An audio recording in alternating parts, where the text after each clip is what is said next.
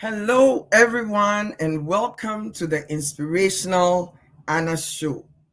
As you already know, this show is here to inspire you, to encourage you. And as I do my research and prepare for the show, I am always inspired to be speaking with you. Today's episode is just going to be you and I.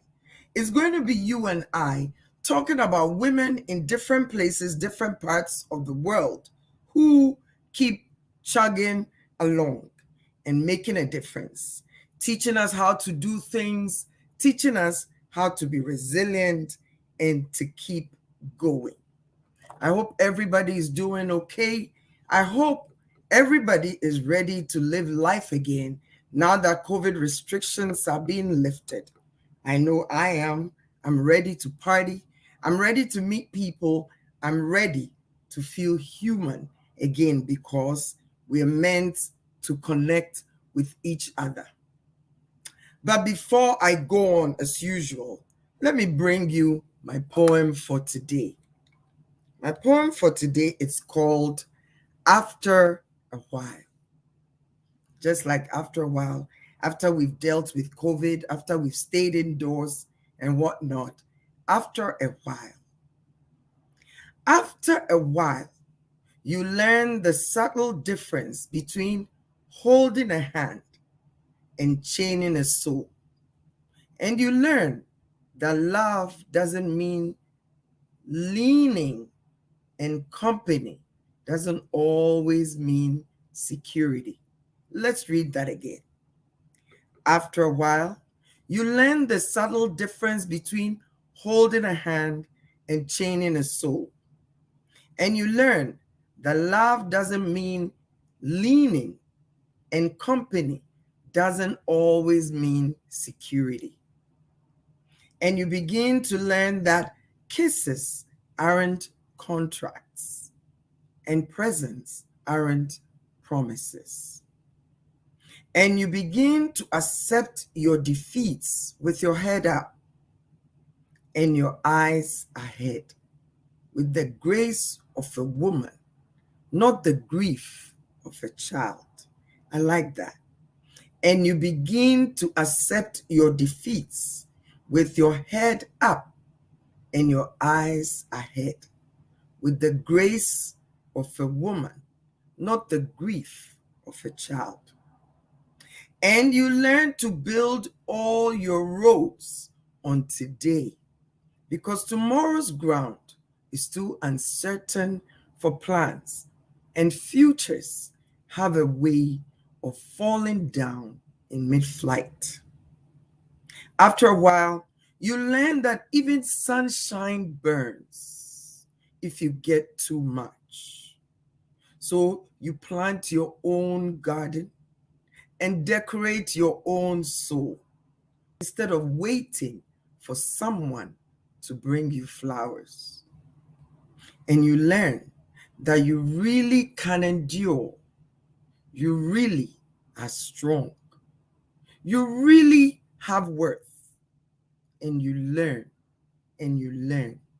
With every goodbye, you learn. And this poem is by Veronica A. Shofstall. Veronica A. Shofstall.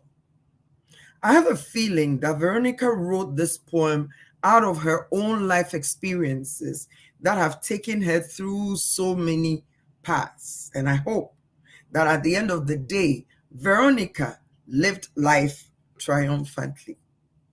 I have had my own share of ups and downs, but every day I learn, every day I continue to learn, and I have resolved in myself that no matter what happens, I will live life beautifully and I will live life victoriously. As a result, I surround myself with young women and older women and middle-aged women who inspire me.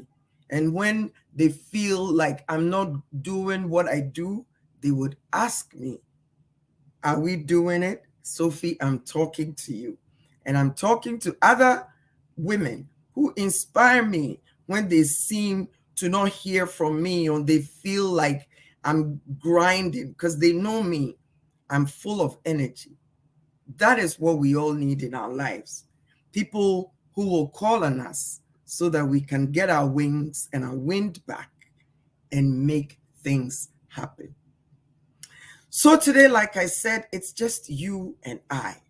And we're going to listen to stories of women from different parts of the world who are making a difference in their own way. I have intentionally picked women that are in different areas of life. And our first woman is Malala Yousafzai. This young lady inspires me more than we could ever know. Malala is an activist. Malala was encouraged by her father in Pakistan to go to school, where at the time, young girls were not allowed to go to school. Her father refused to accept that his daughter will not be well educated, and so he encouraged Malala to go to school and to continue to be an advocate. In her innocence, Malala did what she could. She did everything she could as a young girl to be going to school, studying, and being who she wanted to be. Unfortunately for her, she was a target for the Taliban. Now, I don't understand how a young girl who simply wants to go to school will be a target for a whole group of people. Malala, on her way to school one day, was shot on a school bus simply for wanting to be a young girl, for wanting to go to school, for wanting to improve her life. As a result, today, Malala has a bullet lodged in her skull. But what they meant for evil has now become a mega success for not only Malala and her father for their sacrifice, but for young women all over the world. With this incident, Malala became very popular. Her story came to light. Where before she was hiding and running from the Taliban or simply trying to be a girl going to school, she is now a global activist for the education of young girls of the world. Today, Malala is a Nobel Prize winner, the youngest one of all. Malala has also set up a fund that supports girls all over the world who want to go to school. This is what I love about Malala's story. She could have decided she couldn't do it. They could have scared her into obscurity. Her father could have said, I don't want my daughter to get hurt anymore. But they pressed on for the goal that was set before them, to let their story be a positive one for humanity. So I don't know what you're going through right now. I don't know what age you are, but whatever it is, have an attitude of survival even after I go through difficulty. We're all rooting for Malala, and we pray that her and her father now are happy and smiling. I know it's not easy, but guess what? They are doing it. So I hope you know that you too can do it. So this is the story of Malala Yousafzai, an activist, woman who supports girls even after her own difficulty. She's finished university, she's married, and is living a beautiful life. I didn't say perfect, I said beautiful. And now my next woman that I admire is Shonda Rhimes. Shonda Rhimes is a television producer, a media executive, and an author. Many of you know about the show Grey's Anatomy. That is a production of Shonda Rhimes. She is also the producer of, let's see, the producer of Private Practice, a spin-off of Grey's Anatomy. We all know, I loved it. I lived for the expense of it, the suspense of it. I lived for all the nuances of what goes on behind the scenes. Doctors are human. They fall in love. They fall out of love. They get fired. They get cancer. All sorts of things. I love that show. She is also the producer of one of the biggest hits on network TV, Scandal. It was an amazing show. It was a show that kept us on our toes, just waiting for the next thing that is going to happen. Shonda Rhimes is one of the very few women producers in the television industry where a woman has to take so much to do what she needs to do.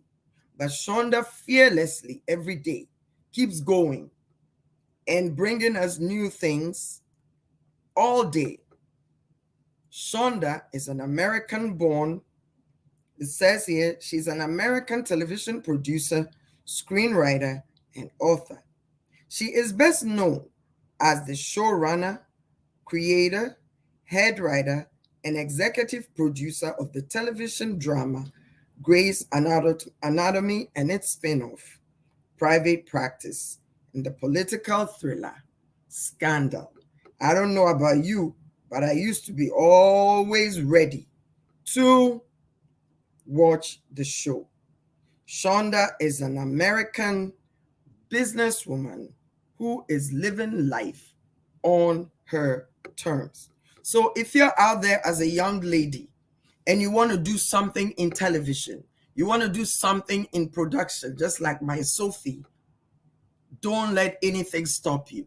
Ask for the help that you need. Seek for the help that you want. Don't give up because it got hard. Surround yourself with the right people and you will make it. All right, so my next woman is Lily Singh. I love this young lady. I love this young lady in our Canada who also is living her life on her own terms. Lily is a comedian, a YouTuber, a talk show host, and a producer. Why do I want to tell Lily's story? Because I feel like Lily's story is a Canadian story. It is one that we must learn our immigrant children learn about and read about, for them to understand that this is their time. This is their time to create the Canada that they want, to create, to give their own communities, their own age group, not only from their community, but from other communities, an opportunity to learn about them. I love Lily's energy. She is funny, she is charismatic, she is fearless. I love it when she comes up with jokes, laughing at her parents who had all these cultural norms and stuff. I grew up in one of those. We tend to be a little stifled and all of that. But Lily has gone from boundary to boundary, breaking down barriers and making room for other people, not only from her community, but other young women. What we don't understand is that a woman is a woman, white, black, brown, Chinese, whatever. When a woman sees another woman succeed, I pray that we can learn from her success instead of make it something that makes us want to hide ours because we feel like we're not good enough. Lily Singh, we're rooting for you. Keep going, and we will see you soon, I'm sure, on bigger platforms. It's important that we do that. And now we have first Chilean president. Give me one moment. Yes, we have our next woman who is, I missed that one. Could you please put up the next lady? First Chilean, oh, Lisa LaFlamme. All right, I have watched Lisa LaFlamme on TV for many years. I love her style. I love her grace. I love the confidence with which she reads the news to us. You see, like I said, we inspire each other, no matter where we're from, no matter who we are. A woman is a woman. I like the way Lisa carries herself. She carries herself with such class and poise as a journalist. Lisa has been on TV for many years. She is currently chief anchor and senior editor at CTV. She has graced our living rooms for years as a leading journalist. From the time when I was very young, I have watched this woman on TV go from grace to grace, delivering the good news and the bad news with style and grace. She's an inspiration to me, and I hope that she's been an inspiration for others in Canada and all over the world because, like I said, as women, we inspire one another. Thank you. All right, let's put up our next lady, Michelle Bachelet, UN High Commissioner for Human Rights. I am telling you, I was reading about this woman, and unfortunately, due to time constraints, I don't have all the information on her. But she served as Chile's first female president for for 8 years. Working hard, she became the first Chilean woman to serve as president in Latin America. She also served as Minister of Defense in Chile. As the first Minister of Defense in Latin America, she has also served as UN High Commissioner for Human Rights. Every day, this woman works hard, especially on behalf of women and girls in Afghanistan. And every time she tells the story of women and girls in Afghanistan, she is telling the story of women, period. She is telling the story of women globally.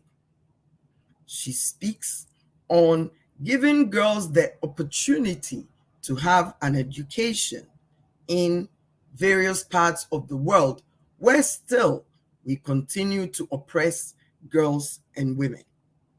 I don't understand why in this day and age, women and girls continue to be held back.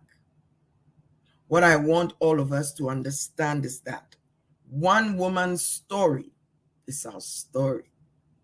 When one woman is oppressed, we are all oppressed. When one woman is built up and lifted, we are all lifted up. So we want to say thank you to this woman for the work that she does, for her courage, for humanity, to keep us going forward. All right, next, please. We are now going to talk about Dr. Mae Jemison, the first Black woman to go into space. Wow. I've always admired this woman. Her courage continues to inspire me to be the best that I can be, to step into my own, not her shoes, to step into my own shoes and to make a difference, to stamp my own story on the face of this earth so that others can find the courage to also live their dream. We're talking about Dr. Mae Jemison, an astronaut. But she's not just an astronaut. She's an engineer, a physician, and former astronaut, as I've said before. She became the first Black woman to go to space.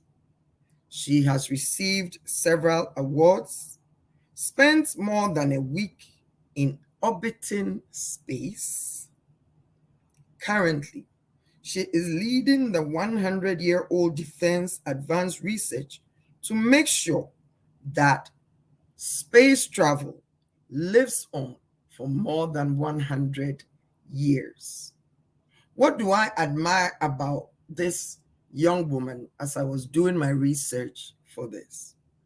She knew right from childhood that she wanted to be a scientist, and she kept pursuing, asking for the help that she needed, going where she needed to go so that she could make the difference that she wanted to make.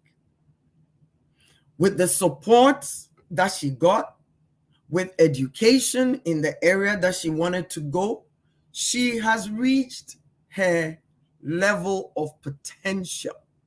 I'm sure she's very happy.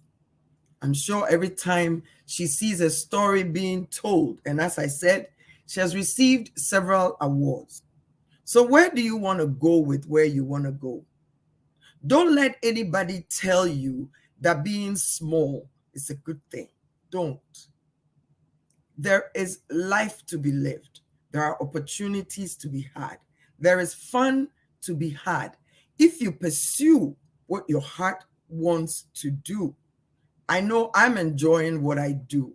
Yes, sometimes I get overwhelmed, but I would rather be overwhelmed doing work that I love than sitting around being miserable and wondering, is this all life is about? Don't let anybody tell you that just sitting around and doing nothing is good. Don't. Step into your dream. Dream big dreams. Ask for the help that you need so that you too can one day tell your story, or you'll be one of those whose stories inspire others to be the best that they can be. All right. Let's go to our next person.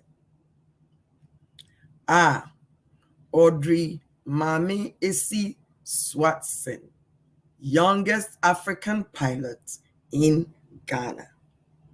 Her face, she's so cute, and I love her courage, because in certain places, certain careers are not that common to women.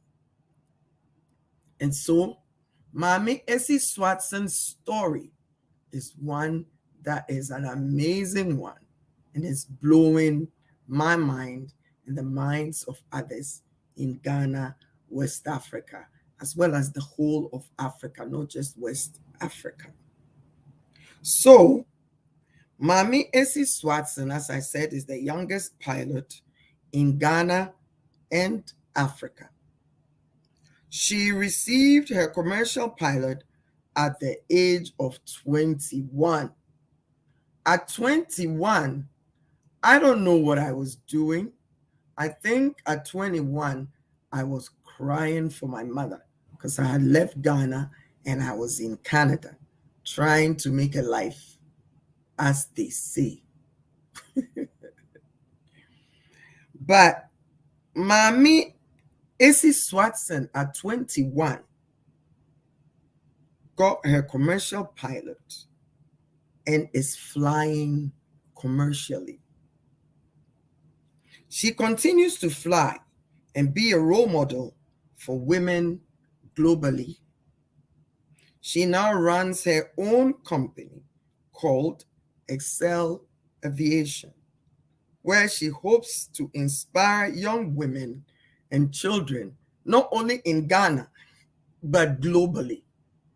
The beauty of Mae Essie Swatson is that even at her age, she understands that she's unique. She's in a unique position where she can encourage and inspire other young girls of Ghana, eventually Africa, and hopefully globally, to go into the aviation industry.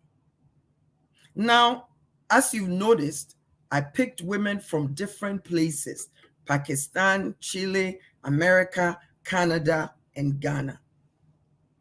But the stories of each woman started with a dream of becoming something, a dream of becoming someone. But you see, a dream remains just a dream if we don't pursue it. No dream becomes successful easily or just like that. Dreams become successful when we pursue them, when we ask for the help that we need to make those dreams come true. And so, on today's show, I wanted to talk about women's confidence, women's resilience, women's power, and women's tenacity.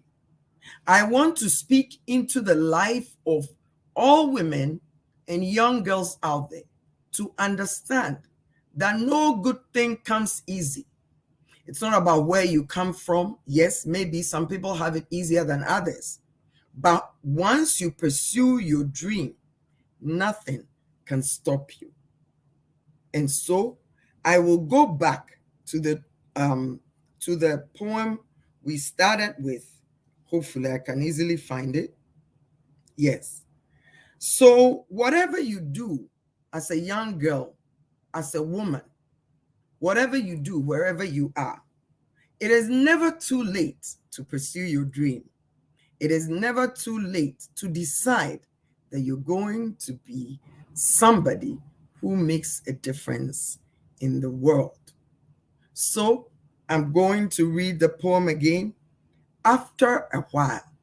So maybe you're going through difficulties. Maybe you can't see your way forward, but I want you to understand that after a while, as long as you don't give up, as long as you keep knocking, as long as you keep pushing, you will succeed.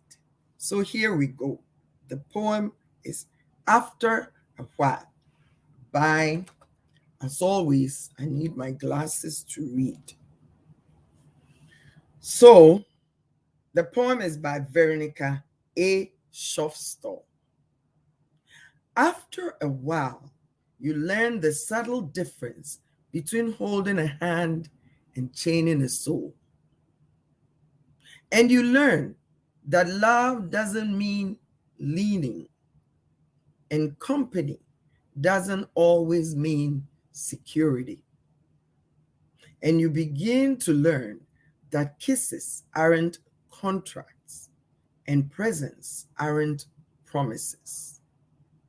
And you begin to accept your defeats with your head up and your eyes ahead, with the grace of a woman, not the grief of a child. Here, I want anybody who's going through difficulty to understand, especially the young ones. It says, you begin to accept your defeats with your head up and your eyes ahead, with the grace of a woman, not the grief of a child. What that means is you will get over it. One day you will look up and everything will be all right. And you learn to build all your roads on today, because tomorrow's ground is too uncertain for plans, and futures have a way of falling down in mid-flight. After a while, you learn that even sunshine burns if you get too much.